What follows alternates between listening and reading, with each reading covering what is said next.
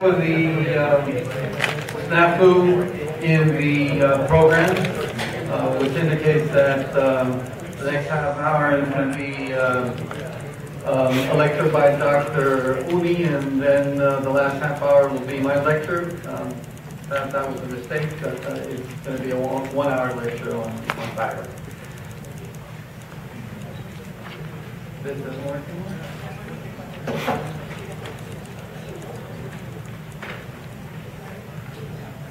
Okay, so we're going to talk about the indeterminate follicular nodule, and somebody pointed out to me that I forgot to explain that it's a follicular thyroid nodule because there's also follicles in lymph nodes.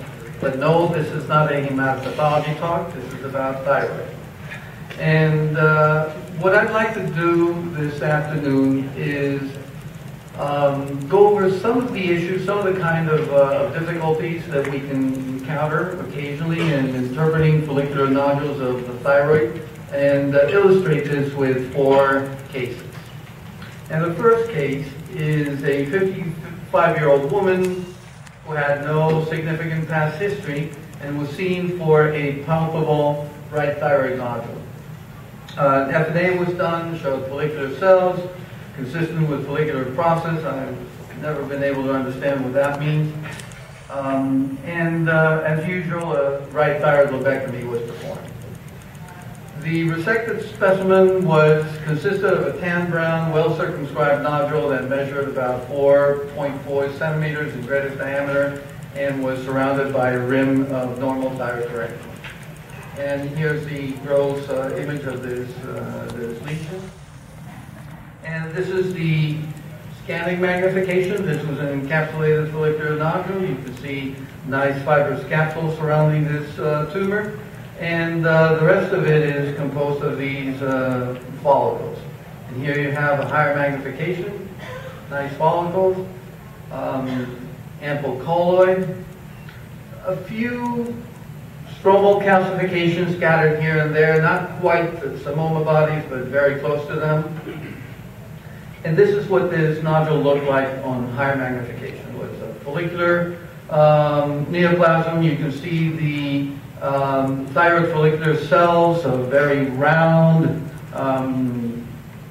very even size, scattered chromatin, small centrally placed nucleoli, classical follicular, normal follicular cells. However, in a few areas, this is what the follicles look like. And you can see that these are small isolated areas that show clearing of the nuclear chromatin.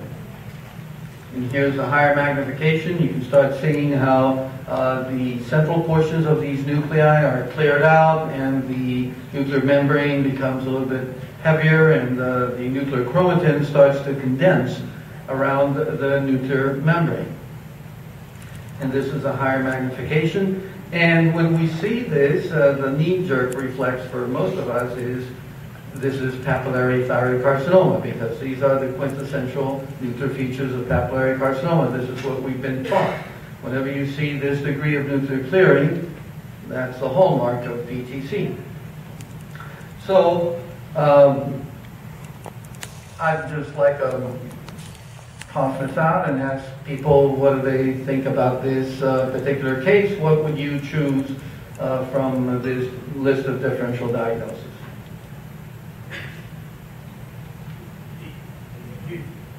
B. D. Oh, okay.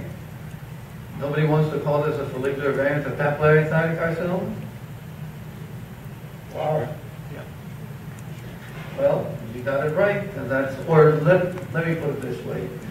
We are agreeing, I don't know if we're right, but we're agreeing with that diagnosis. This is what I call this lesion, a thyroid follicular adenoma with pseudoclear nuclei. And I'd just like to go over a few of the issues that a case like this raises. The idea that whenever you have clear nuclear features, you're dealing with papillary thyroid carcinoma has been around for more than 20 years. It is interesting that in 1979, there was this paper published in the American Journal of Surgical Pathology by Dr. Louis Daner, who was a very prominent surgical pathologist, in which he was posing the question of whether the optically clear nucleus is a reliable sign of papillary carcinoma of the thyroid. In other words, the concept that clearing of the nuclear chromatin is synonymous with papillary thyroid carcinoma has been questioned sporadically in the literature by several people. And in his paper, Dr. Daner indicated that clear nuclei are defined as nuclei which are devoid of any significant chromatin and in which the nucleoli are attached to the nuclear membrane. In other words, the nucleoli disappear from the central portions of the nucleus and they just sort of merge with the nuclear envelope, and you basically don't see them anymore. However, he indicated that there seems to be a range, a spectrum of clearing of the nuclear chromatin in the thyroid. And there are nuclei that are not quite that clear, and those he designated as pseudo-clear nuclei. And he indicated they can show a range of clearing of the nuclear chromatin and can be seen focally in a variety of conditions in the thyroid, in addition to papillary thyroid carcinoma. The conclusion of this paper was very interesting, and the reason why I think it's very interesting is because it was completely ignored, despite the fact that it was published in the most prestigious and reputable journal in our specialty, and published by a very highly regarded and respected surgical pathologist. He said, when clear nuclei are present as a diffuse change, they are a reliable sign of papillary thyroid carcinoma. But when they're present focally, or when it's questionable whether they really do correspond to the clear nuclei of papillary thyroid carcinoma, the findings in the nodule should be correlated with other findings before you make a diagnosis of papillary thyroid carcinoma. And this is a diagram that was provided in Dr. Daner's paper, in which he's trying to explain away what he means by pseudo-clear nuclei. And here you have the optically clear nucleus of papillary thyroid carcinoma. You can see that there's really nothing inside of the nucleus. It's all the chromatin has been condensed to the periphery, and here's the nucleolus. And this is what he called the pseudo-clear nuclei, in which you still have some residual strands of nuclear chromatin, and the nucleoli were still present, and you could still identify them within, inside the nucleus. And this is what the normal nucleus of a follicular cell looks like. So the diagnosis of papillary carcinoma is essentially based on a constellation of findings, not on a single finding. Unfortunately, this is not really stressed in the majority of the textbooks that we read.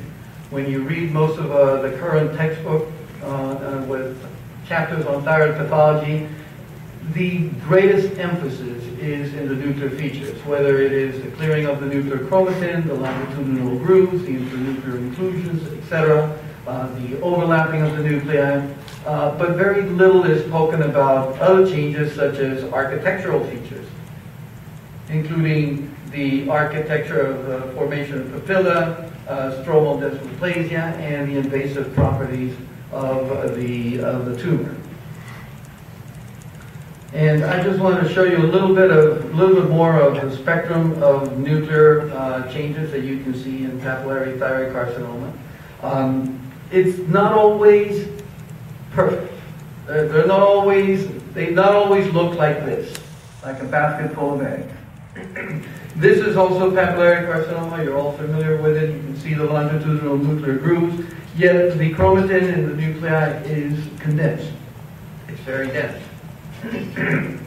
Here you have more of the spectrum of nuclear changes in papillary thyroid carcinoma. These are all pictures taken from tumors of the thyroid that were diagnosed as papillary carcinoma, all of which had metastases. Yet it's not all exactly the same.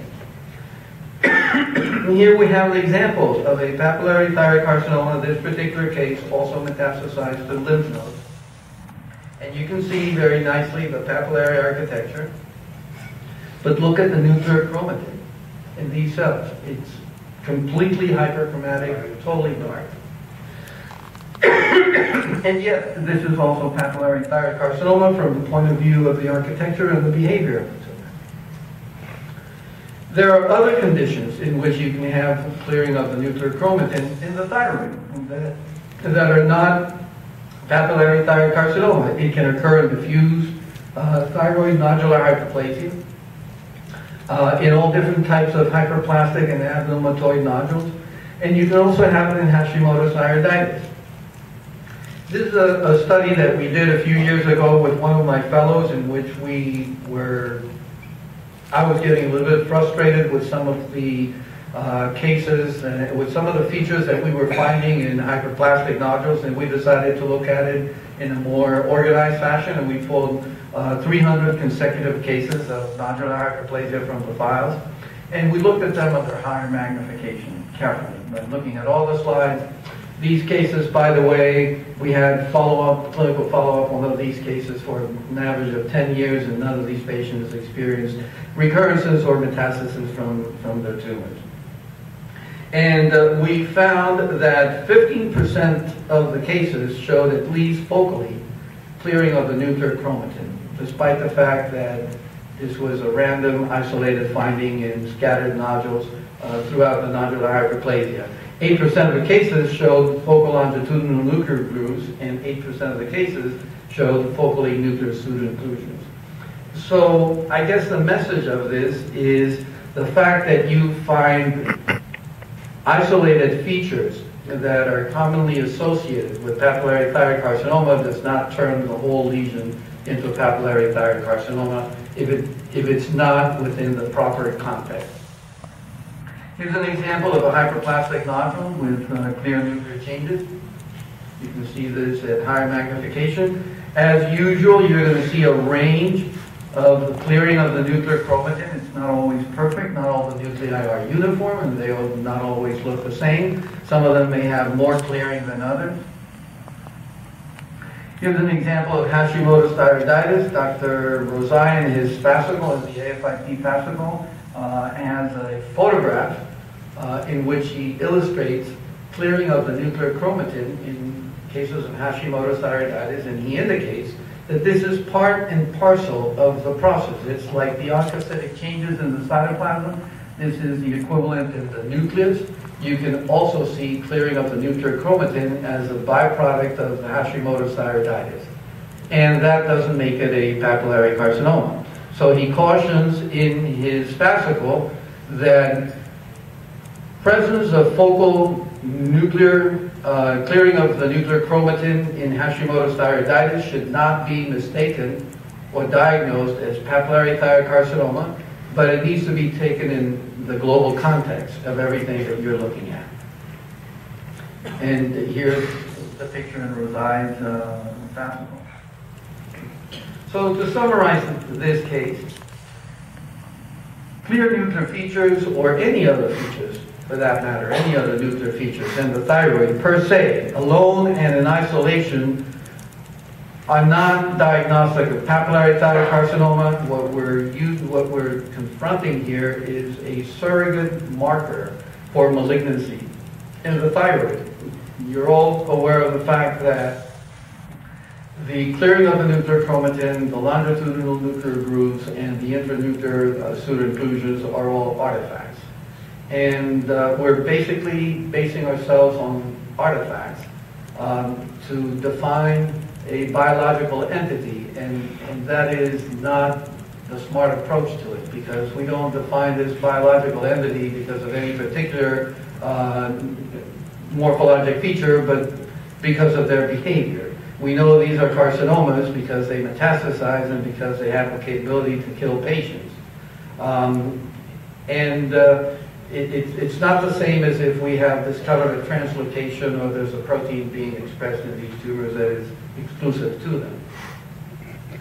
Focal clear nuclear changes can be seen in a variety of conditions other than papillary carcinoma. as I mentioned before, nodular hyperplasia, follicular adenomas, and Hashimoto's thyroiditis can also show it. And again, just to re-emphasize this, and this I realize is a very personal opinion that is, I suspect, not shared by a lot of other people who have expertise in thyroid pathology. I believe that a diagnosis of papillary carcinoma needs to be made in the proper context and based on a constellation of findings and not solely based on one particular feature. We recently had a debate at a meeting regarding this, and the opinions are currently polarized because there are experts who believe that finding any clearing of the nuclear chromatin in a thyroid nodule is sufficient to make the diagnosis of the follicular variant of papillary thyroid carcinoma, and that if one focal portion of that nodule shows those features and you decide to call it the follicular variant of papillary carcinoma, then the entire nodule is follicular variant of papillary carcinoma. In this particular case, that would have made it a T3, because this was a 4.2 centimeter tumor that was completely well circumscribed, was encapsulated, was not invasive, and furthermore, this is an old case, so the patient's doing fine. And it would be pretty strange for a papillary carcinoma of the thyroid to grow to 4.2 centimeters and not have invaded or metastasized. So I leave you with that thought. The next case is a 47-year-old woman who was seen for a palpable right thyroid nodule. And fine needle aspiration was non-diagnostic. So a right thyroid lobectomy was performed, and there was a multinodular thyroid with a 4 centimeter dominant nodule located in the lower colon. No other significant findings. So here's the gross appearance of that nodule. You can see it's very well circumscribed. And this is what the scanning magnification looks like. And you can see you have a follicular process. These are dilated follicles filled with colloid, and then smaller follicles scattered throughout. And then when you look at it under higher magnification, you start realizing that some of the more solid areas actually have a papillary architecture. And you can see these complex papilla with secondary and tertiary branching, and you can even see fibrovascular cores. It used to be said that when you have papilla in benign processes in the thyroid, those were not truly papilla because they did not contain fibrovascular cores. Yet here we have a process in which you clearly have fibrovascular cores. On the scanning magnification, this nodule looked like a dominant nodule in nodular hyperplasia. There were other nodules in this thyroid that looked like it could be a hyperplastic nodule. But all of a sudden, we have this papillary architecture. Here you have it in higher magnification. Again, you can see the vessels in the cores. And here you have it on higher power. Notice, however, the features, the nuclear features that we see here. These are very hyperchromatic nuclei, very dense. The cells, the nuclei are round. They're not really terribly enlarged. And here you have a higher power of these nuclei. You can see nucleoli, which are located smack in the center within the nucleus rather than applied against the membrane. What is your diagnosis?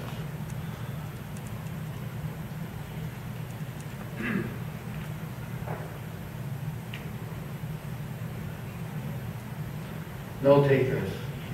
You know what? Next year, this is what we're going to do next year. Next year, we're going to use the clickers that we used in the slide seminar on Friday. And this way, everybody can freely express their thoughts and tell us what they think without us knowing what anybody said. And you will be able to hide in the anonymity of the clicker and yet be able to check yourselves off with not with what I say, but with what all the rest of the people here say, so you can get a better idea of where you stand. Well, this is a case that I diagnosed as florid papillary hyperplasia in a nodular goiter, the dominant nodule. And just want to go briefly over the thyroid lesions that have papillary architecture. Of course, papillary carcinoma is the first one that comes to mind. It's the quintessential papillary tumor of the thyroid. However, hyperplastic nodules can very often show papillary growth pattern. Follicular adenomas can be almost exclusively composed of papillary structures. And the term that has been used for those tumors in the past has been papillary adenomas, although, you know, papillomas would be an equally good term to use for that. Purple cell tumors can very often grow in the papillary architecture, and they can be either hyperplastic, adenomatous, or malignant. Medullary carcinoma has a pseudopapillary or papillary variant, which can mimic a papillary thyroid carcinoma. And you can also find papillary structures or growth in Graves' disease and dysharmonogenetic goiter. In nodular hyperplasia, the nodules that contain papillary structures, these papillary structures may be quite extensive. And you can have very extensive areas showing papillary architecture in hyperplastic nodules, which can be very confusing and very difficult to distinguish sometimes from papillary thyroid carcinoma. And these papillas I mentioned before can be branching, and will contain fibrovascular cores. If you read Dr. Rozai's AFIP fascicle, when he deals with this issue in his fascicle, he indicates the contrary, and he says that they should not have any fibrovascular cores, and they should not be complex, but very simple, rudimentary papillary structures. But the fact is, that's not the case. They can have very well-developed fibrovascular cores. They usually project into dilated lumens of the follicles, and the most important feature that you have to look for, the distinguishing feature, is the nuclei.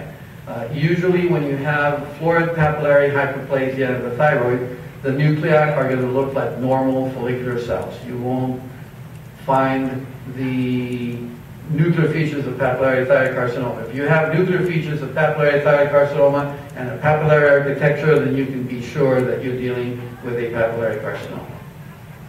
Here's another example of papillary changes in a hyperplastic nodule. Again, on the scanning magnification, it could be very difficult to distinguish this from a papillary thyroid carcinoma. Here you have it again. Look at the nuclear features in this particular example. Here's another example of florid papillary hyperplasia in a nodular goiter. You can see very extensive papillary formations. Again, the cores contain vessels. Some of these are branching and complex.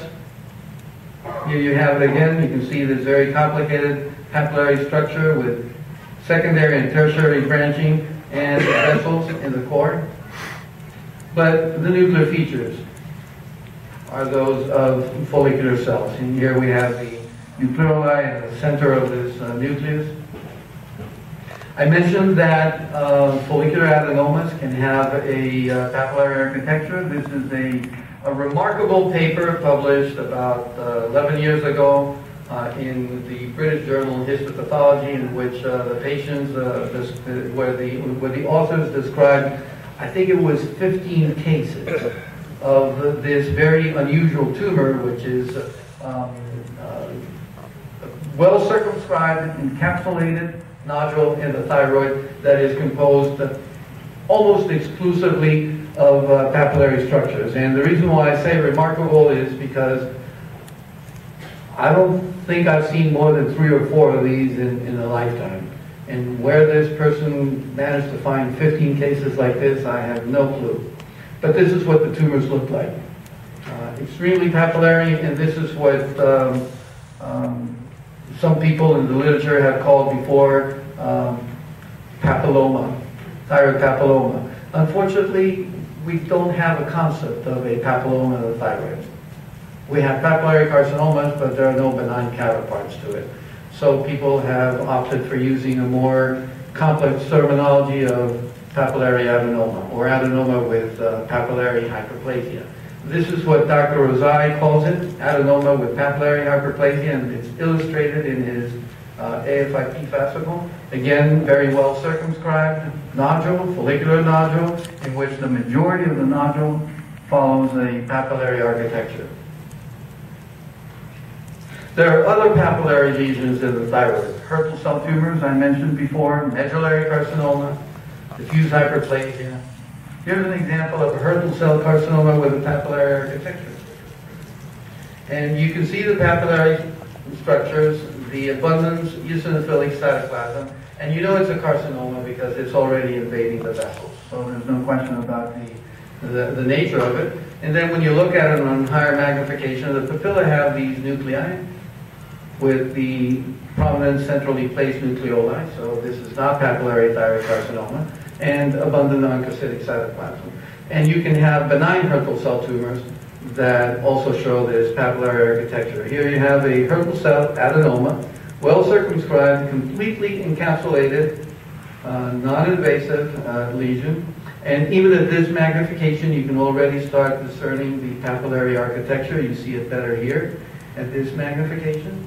And then look at these cells. So this is a Hurtl cell adenoma with papillary architecture, or Hurtl cell papilloma, if you want to call it that. And here's an example of the pseudopapillary variant of medullary thyroid carcinomas. These are very difficult to diagnose. Fortunately, the majority of tumors that have this morphologic appearance, if you sample them properly and if you look at them carefully, you will always find more typical areas of medullary thyroid carcinoma, and that should prompt you to get your stains and order your calcitonin and chromogranin and CEA so that you can confirm the diagnosis.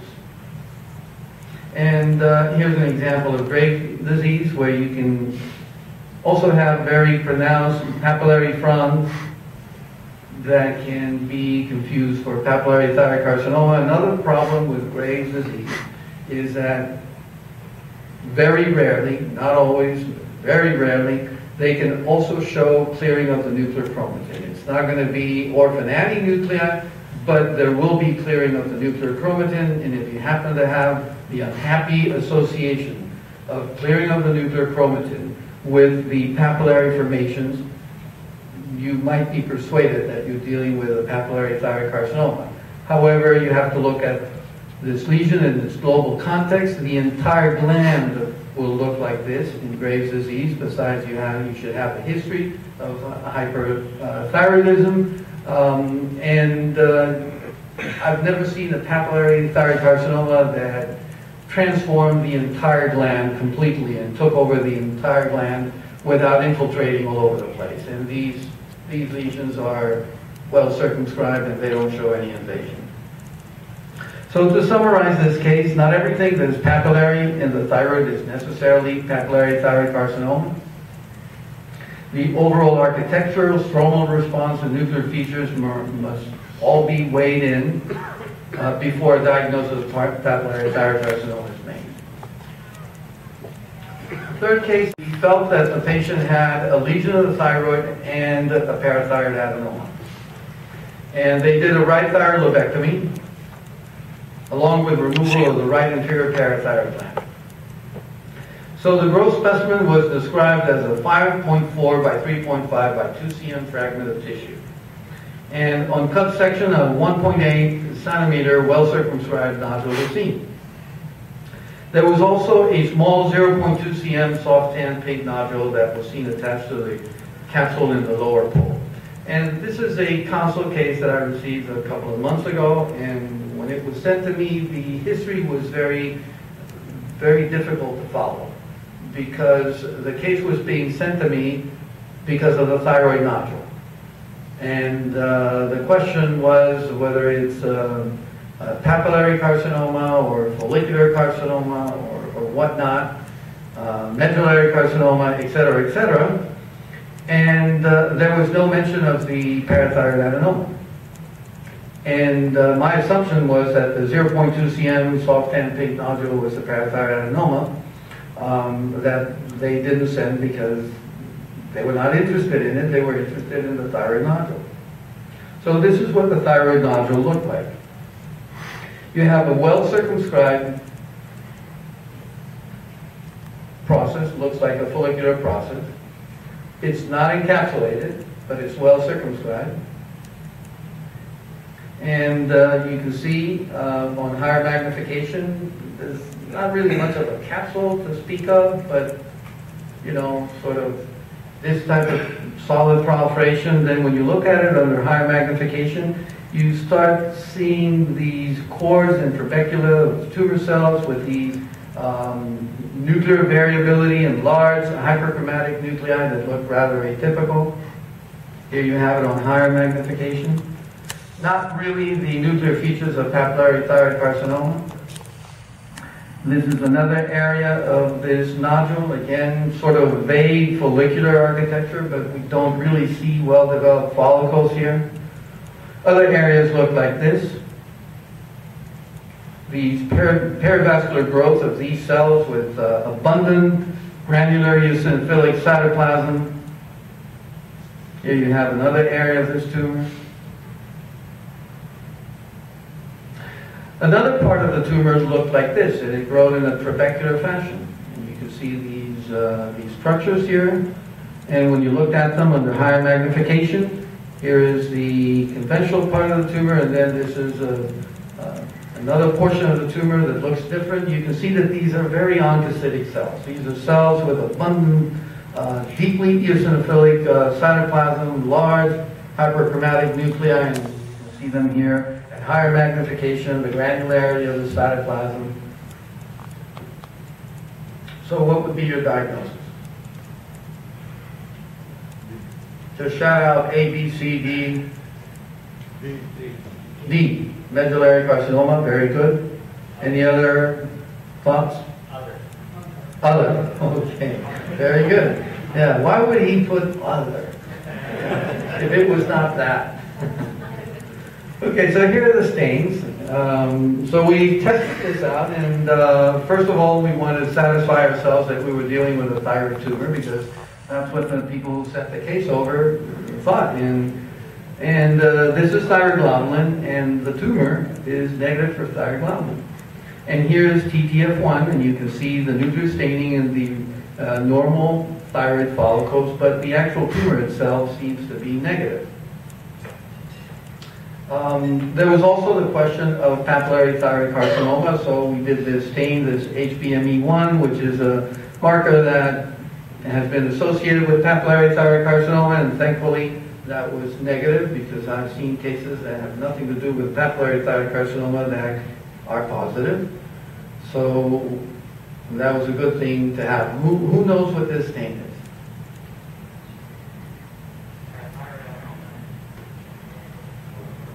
This is chromogranin, and chromogranin was positive. So we, of course, also ordered a calcitonin, and calcitonin was negative. So then we ordered this stain. So this is a parathyroid adenoma, which is intrathyroidal. And this is, we went back on the case and we looked at it again, and we noticed these little strands and little islands in the periphery of the tumor, which are consistent with parathyroid. So, intrathyroidal parathyroid tumors are actually very rare. We very often find small parathyroid rests or parathyroid glands inside the thyroid, but tumors are a little bit less frequently seen.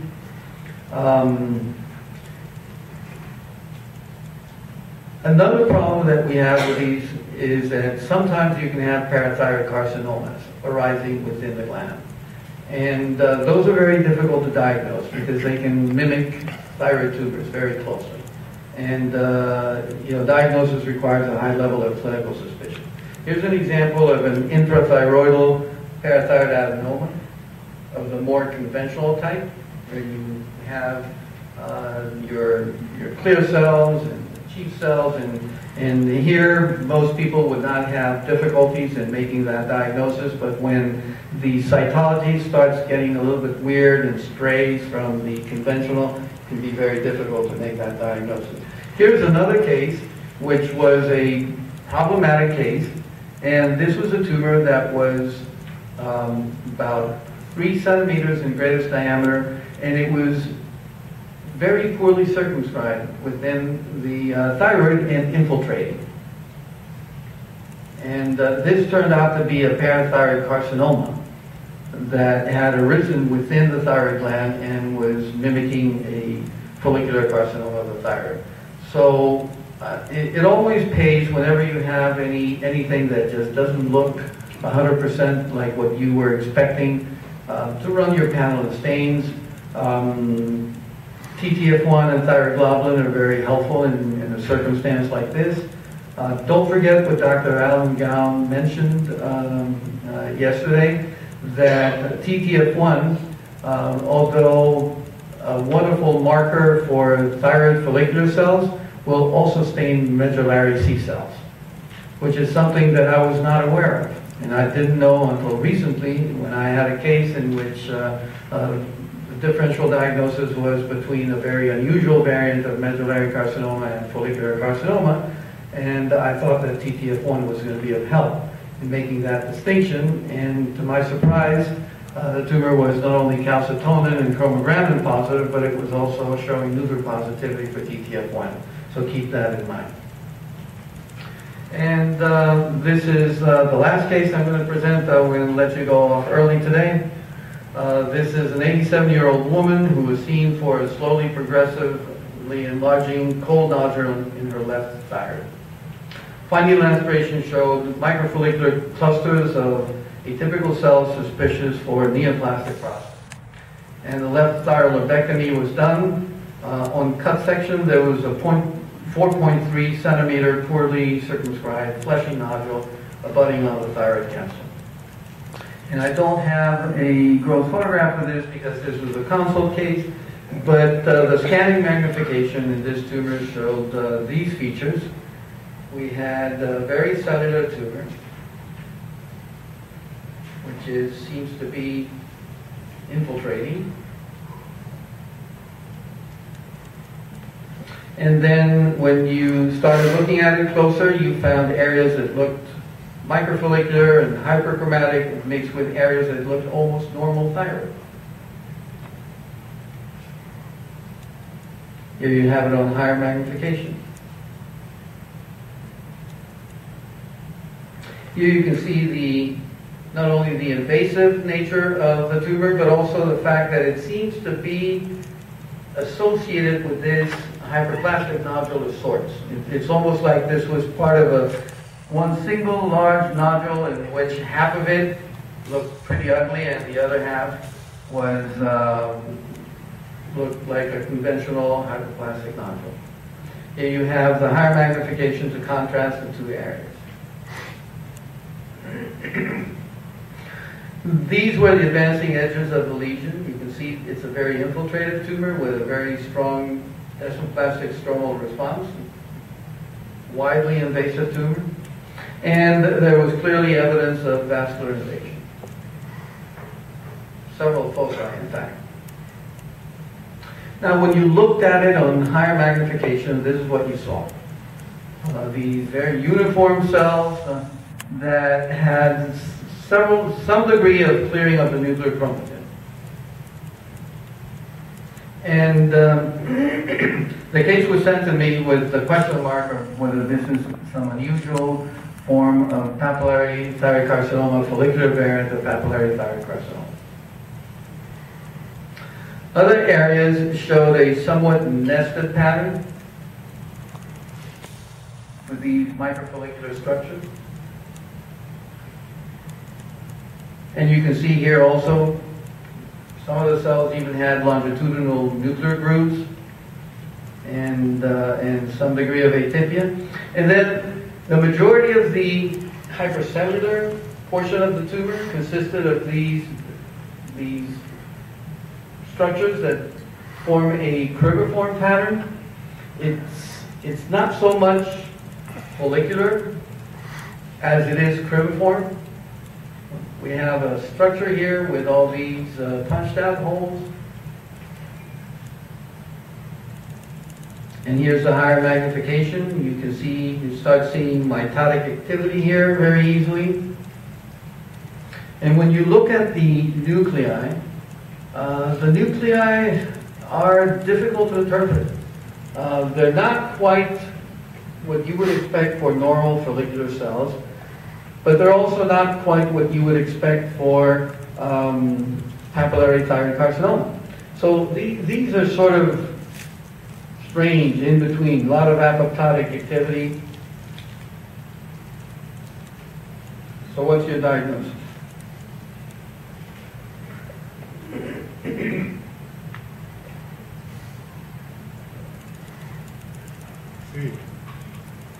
C, mixed follicular papillary carcinoma, okay. E, very good. That's what this is. We did the stains, and this was the CK19. It's one of the markers that has been touted as being very helpful and, according to the experts, diagnostic for papillary thyroid carcinoma. Here we have focal positivity, because that was the favorite diagnosis by the person who submitted the case in consultation, and he thought it was a papillary carcinoma. So here you have focal positivity. Notice, however, that the normal appearing follicles adjacent to it are also very strongly positive. And this is the HbME1, another marker that has been strongly associated with papillary thyroid carcinoma, and many experts are pushing as the magic bullet for this diagnosis. And notice that the staining is only focal. The majority of these cells are negative. Calcitonin was also done because there was the possibility that this might be a neuroendocrine medullary carcinoma, which was completely negative. And we also ordered a stain for BCL2. It's been reported in the literature that BCL2, for some strange reason, seems to be very strongly positive in poorly differentiated thyroid carcinoma, as opposed to other types of thyroid carcinomas, with the well-differentiated papillaries, medullaries, etc. And in this particular case, it's labeled very strongly positive, all the cells. So we made this diagnosis of poorly differentiated, so-called insular carcinoma of the thyroid. This is a condition that was first described or identified in 1907. I've seen pictures of the microscope that Professor Langhans used back then, and it just sends shivers through my spine. And it begs the question of, with such tools and with the understanding they had back in 1907, how is it possible that this man could have already understood that he was looking at something unique and special and different from everything else that he had seen? He called this Wuchender Struma, which is German for proliferating goiter. Back then, that's what he thought it was. He thought it was a proliferating goiter and that it was just out of sync and it was very aggressive. So Dr. Carcangiu and Dr. Rosai rediscovered this back in 1984. And they published their paper in the American Journal of Surgical Pathology, which they called poorly differentiated carcinoma, inside parentheses, insular carcinoma. And as often happens with these things, the term insular carcinoma is the only one that's stuck in people's minds. So the majority of people, when you tell them poorly differentiated carcinoma, they stare blankly at you, and then you tell them insular, and they go, oh, okay. So insular is the name that we're stuck with, unfortunately. And the reason for the insular term is because Dr. Rosai, in the cases that he was presenting, as well as in some of the drawings that Dr. Langhans had produced for his paper, the tumor seemed to be forming these balls or nests of microfollicular structures in tumor cells that resembled islands of tumor cells, and that's where the insular comes from. Dr. Rosai mentioned in his paper that he believes that this represents an intermediate stage or intermediate category of tumors between anaplastic carcinoma and well-differentiated follicular carcinomas.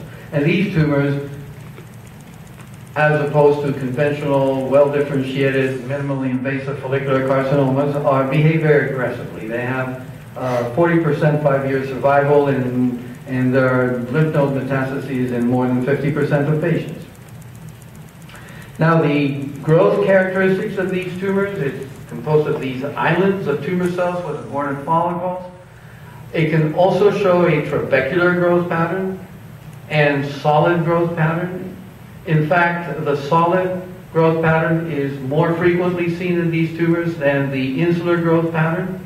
And one of the most common growth patterns for these tumors is the cribriform growth pattern.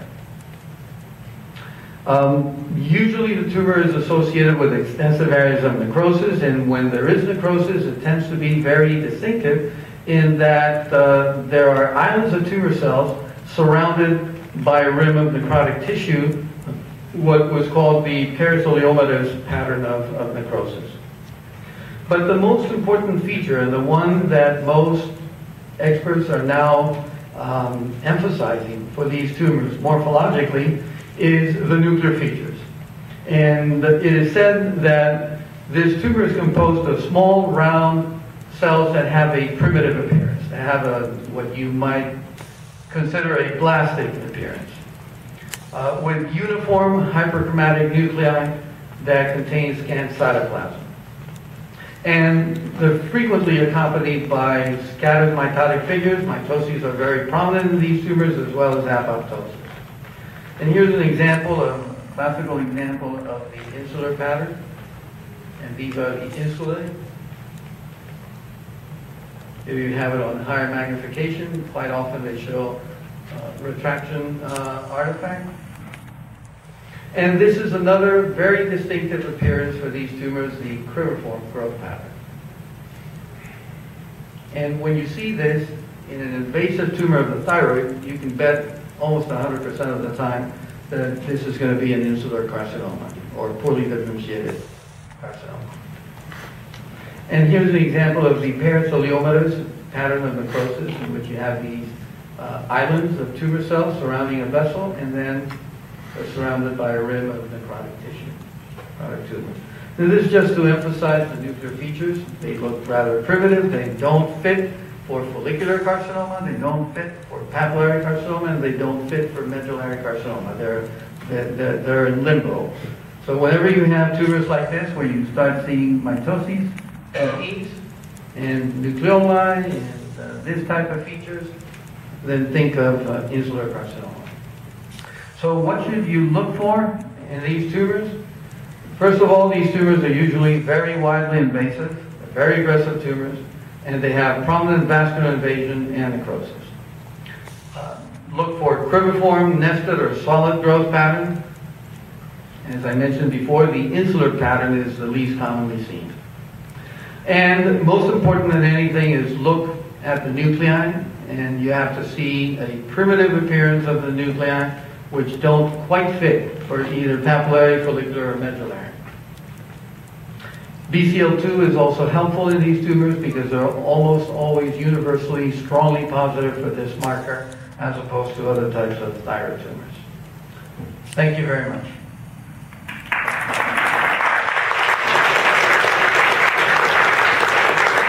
We have a few minutes left, and I'll be happy to take any questions. Also, before everybody starts leaving, I just want to remind you, please fill out your evaluation forms. They're very important for us. We need to comply with our CME office, and they require them. Besides, it's helpful for us in planning future coursing. I'll be happy to take questions. Yes. Your practice and due to the follicular adenoma or papillary lesion, is it frozen or done at all, or what's your department? The question is whether we perform frozen sections on follicular lesions of the thyroid, and yes, the answer is yes, of course. Our surgeons will ask for frozen sections on anything that's not nailed to the floor. But do we render diagnoses of follicular lesions on frozen sections? And that's a different issue. And the answer to that is no. We don't provide diagnoses on definitive diagnosis of follicular lesions of the thyroid. What we do is we tell the surgeon that it's a follicular lesion and that they're going to have to wait for the permanence until we can assess the entire capsule and we can study the case more closely before we make a final diagnosis.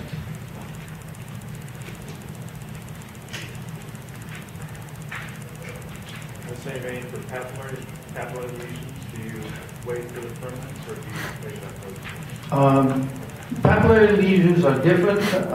In papillary carcinoma, the majority of instances, at least 75% of the time, we're able to make a diagnosis on a frozen section combined with the smears and the imprints and the cytology, unless it happens to be a very rare variant or it's the follicular variant of papillary thyroid carcinoma. When we have a follicular variant, only the brave and those who feel very self-confident about their skills are the ones who make the diagnosis. Most of the rest of us prefer to just defer that and to explain to the surgeon that it's not an easy diagnosis on a frozen section. We also have something at the medical college which is very unique.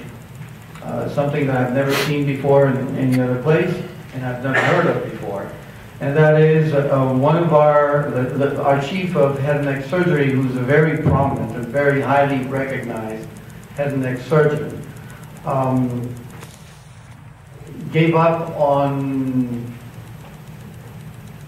expecting his pathologist to help him out on the difficult cases, and he has developed a technique whereby he doesn't order frozen sections at all. He just does the surgery, and he doesn't close up the patient, but sends the patient back to an intensive care unit. But he expects that the next morning at 7 o'clock, pathology will have the permanent sections and the definitive diagnosis for it. And that's pretty much what's been happening at the Medical College of Wisconsin for the last 25 years. Thankfully, my arrival at the Medical College of Wisconsin coincided with his retirement. So, we're breathing a little bit more easily, although there are still a couple of surgeons that we have who are still lingering, still doing that. So we do have cases every once in a while where, it's got a special note on the requisition that, rush because we need the diagnosis tomorrow morning. And apparently it worked well for him. No guarantee that the diagnosis the next morning is going to be any more accurate, but it worked well for him and for his patients. Well, if there are no more questions, I'd like to thank you all. On behalf of all our faculty of the Medical College, we're very grateful for your having joined us here, and I hope that you all enjoyed it and hope to see you in future courses. Do you have a date for next year? Beg your pardon? Do you have a date? Yes, Patty has the date. Don't forget to turn in your evaluations and to ask for your certificate.